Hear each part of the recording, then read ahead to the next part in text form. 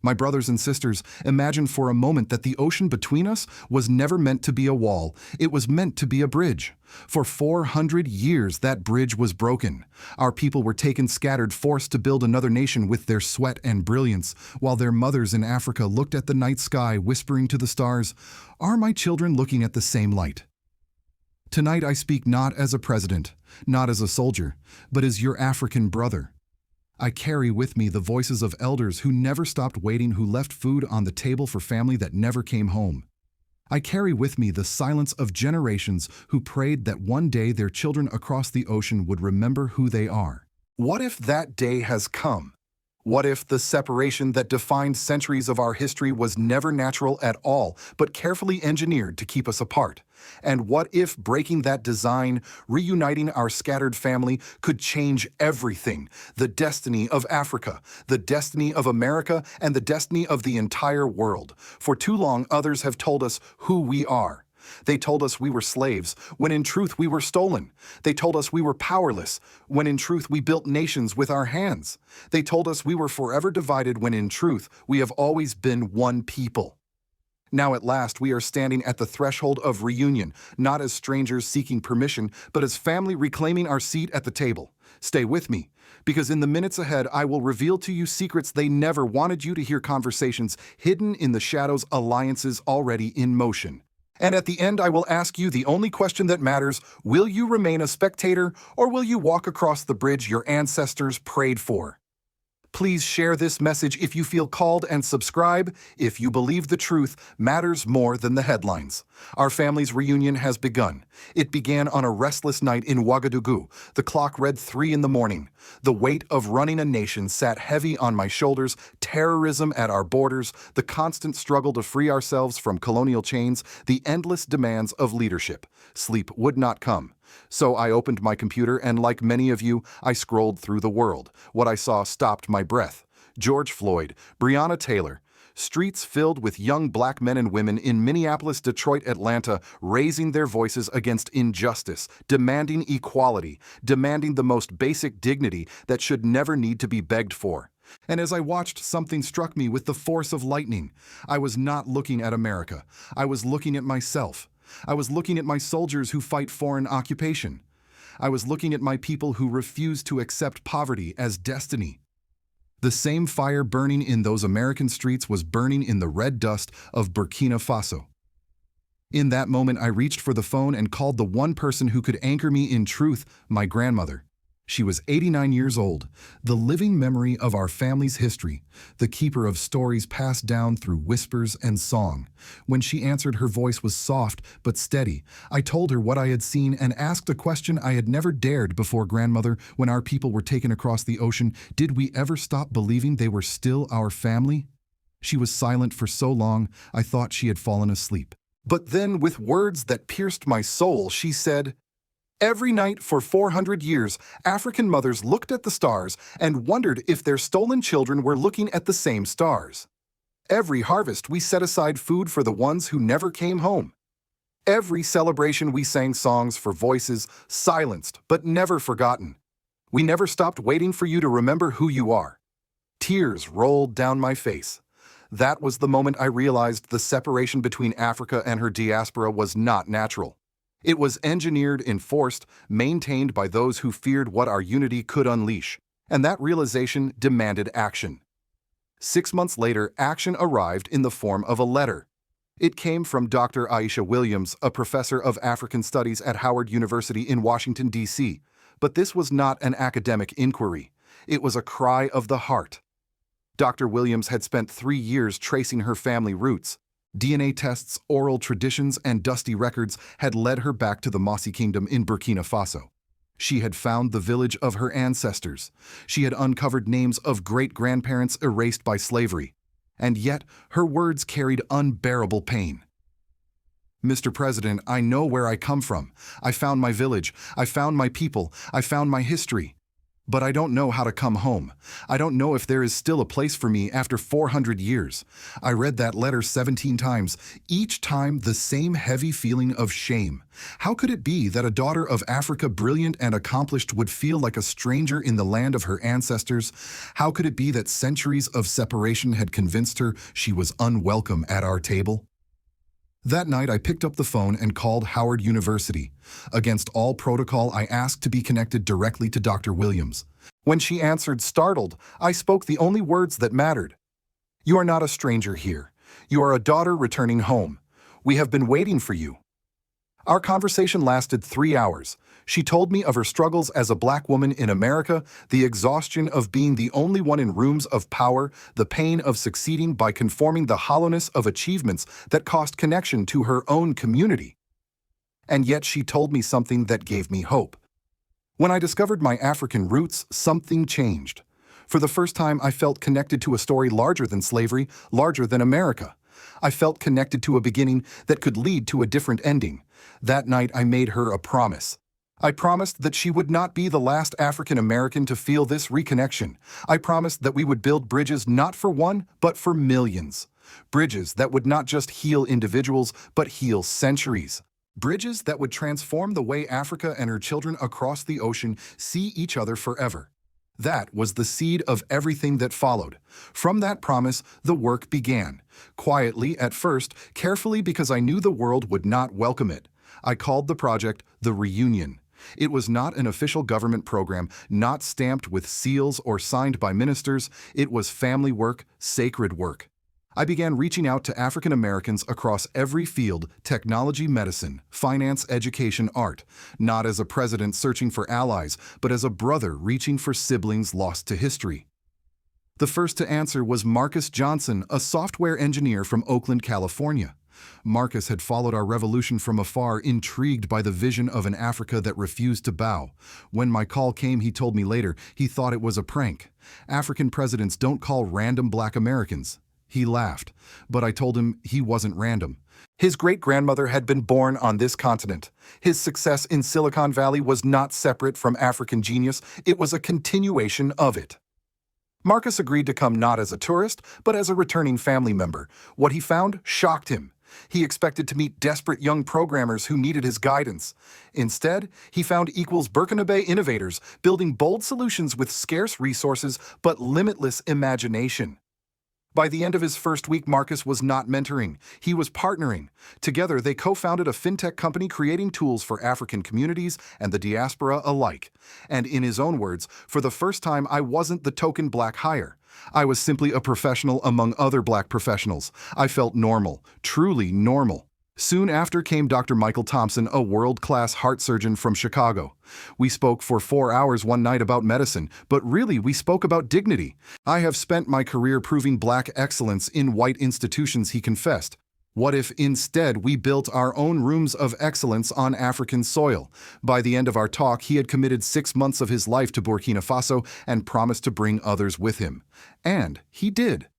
Dr. Thompson connected me to Dr. Kesha Williams, a renewable energy engineer eager to bypass American red tape and build clean power where it was most needed. She linked me to Robert Jackson, a financial strategist determined to create direct diaspora investment channels that bypassed the World Bank. Robert introduced me to Angela Davis Brown, an educator who had spent decades fighting against a school system designed to break Black children's spirits. Angela asked a question that silenced every room she entered. What if we stopped trying to fix broken systems and started building new ones? 6 months after that first call with Dr. Thompson, I gathered them all 50 of the most accomplished African Americans I had reached into a private virtual summit. It was scheduled for 2 hours. It lasted 8. I opened by telling them, we are living through a moment that comes perhaps once in 500 years, a moment when the scattered can be reunited. Alone, Africa and the diaspora are powerful. Together, we are unstoppable. The response was electric. Marcus Johnson announced his permanent relocation to help build Africa's tech sector.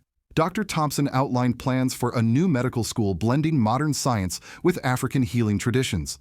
Dr. Williams presented a blueprint for renewable energy networks powered by diaspora expertise and African natural wealth. Robert Jackson unveiled a financial model that would allow African Americans to invest directly in development projects. And Angela Davis Brown spoke words that brought tears to my eyes.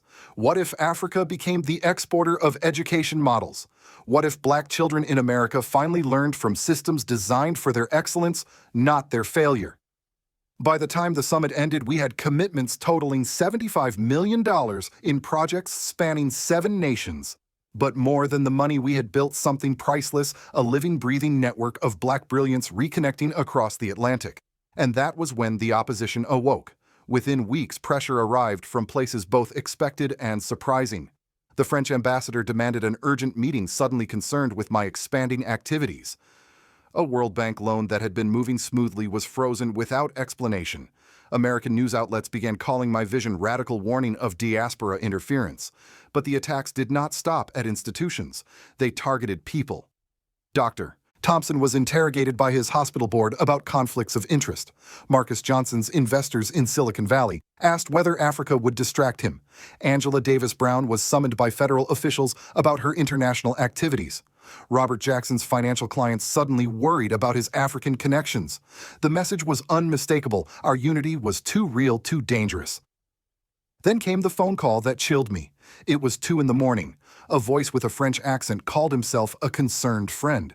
He told me plainly, "Your activities with African Americans are being watched. These people may succeed in America, but Africa requires stability. Do not repeat the mistakes of Thomas Sankara."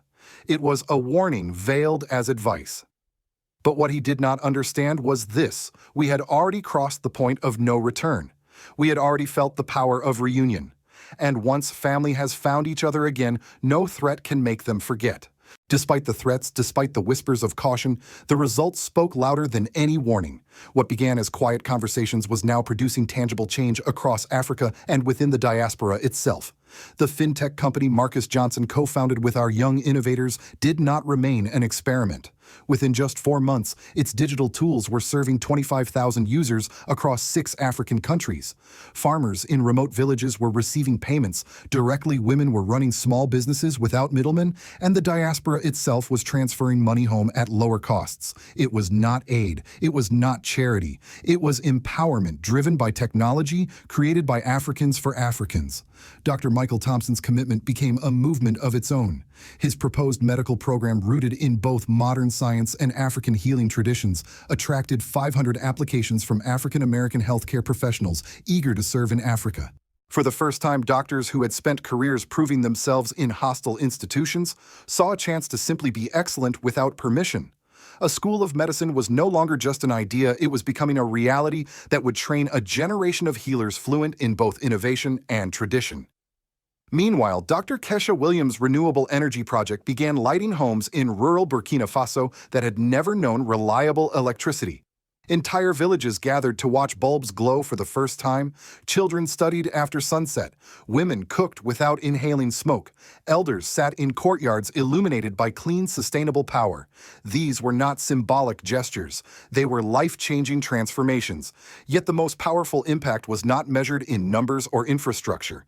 It was in the quiet, personal moments of belonging. One such moment came through Ka Robinson, a marketing executive from Atlanta. She had traveled to Burkina Faso simply to explore opportunities. But on her final day, she asked to meet me privately. Her voice trembled as she said, "I'm 32 years old. I've been successful in America by every measure, career, house, stability. But in 5 days here, I felt something I have never felt before in my life. For the first time, I felt normal. I wasn't questioned. I wasn't a symbol. I simply belonged." That single confession captured what all the statistics could not. This was more than economics. It was healing. The reunion was stitching together a wound 4 centuries old, one human heart at a time. And soon, the ripple spread outward.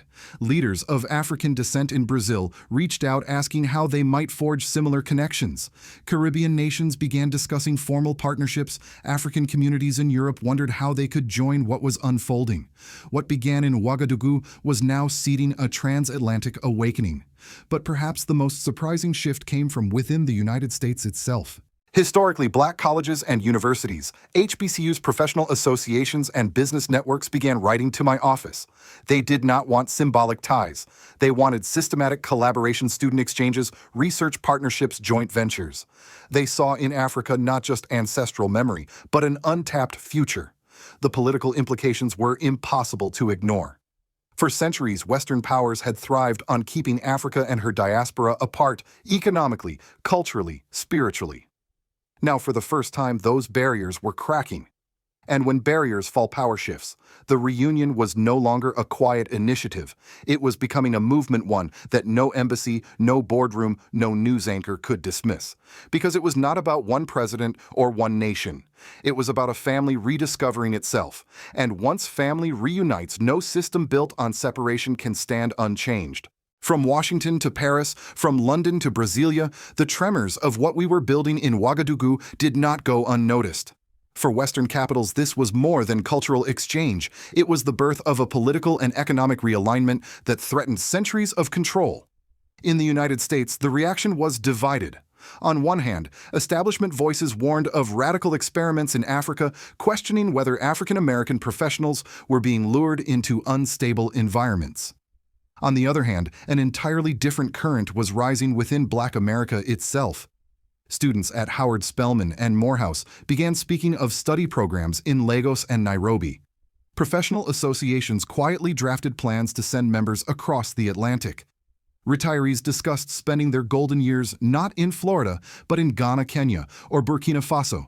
For them, Africa was no longer a distant ancestral memory, it was a living, breathing option for their future. This shift forced America to confront an uncomfortable question. What happens when some of its most talented Black citizens begin to invest their knowledge and capital in Africa, rather than in systems that were never built for them at home? Could America afford to lose this brilliance, or would it finally be compelled to treat Black communities with the dignity they had always deserved, simply to prevent a brain drain toward the mother continent? But the most profound impact was not geopolitical maneuvering, it was psychological. For centuries, Africa was portrayed as a place of need, a place to be saved, a place to be pitied. Now the narrative was turning upside down. Africa was becoming the initiator, the convener, the healer. It was Africa offering belonging to a diaspora long denied it. For me personally, this realization reshaped my mission. I once believed my role as president was to fight terrorism, rebuild the economy, and assert sovereignty. All of that remains urgent. But I now understand something deeper. My true mission is to heal a wound 400 years old, to prove that families torn apart can still recognize each other and build a shared future. And this is what unsettled the old order most. Because if Africa and her diaspora stand united, then the balance of global power does not just shift, it transforms. What was once considered impossible becomes inevitable. My brothers and sisters, history has brought us to a doorway that has been locked for 4 centuries. Now, at last, it stands open. But an open door is not enough. It requires courage to walk through. It requires vision to see what lies beyond. And it requires unity to protect what we are building together. The truth is, powerful forces do not want this reunion to succeed. They prefer Africa divided her children, scattered her diaspora, endlessly proving themselves in systems that were never designed for their success. They fear what will happen when we stop asking for inclusion and begin creating institutions of our own. Because a united Africa and a united diaspora mean an end to centuries of dependency. But the decision is no longer in their hands. It is in yours. Will you remain a spectator to African transformation, or will you become a participant? Will you continue to excel within systems that drain your spirit, or will you co-create new systems that reflect our values and serve our people? Will you let this be just another speech you listen to, or will you let it be the beginning of a journey home? Do you think that President Ibrahim Traoré's national reform strategies are truly effective? Yet, can we continue to trust him to carry this vision forward, or is it time to prepare the next generation to take the torch? Please share this message if you believe you are among the first to support this great reunion. Subscribe if you believe the truth matters more than the headlines. Our ancestors waited 400 years for this moment. The only question is, will you claim your seat at the table?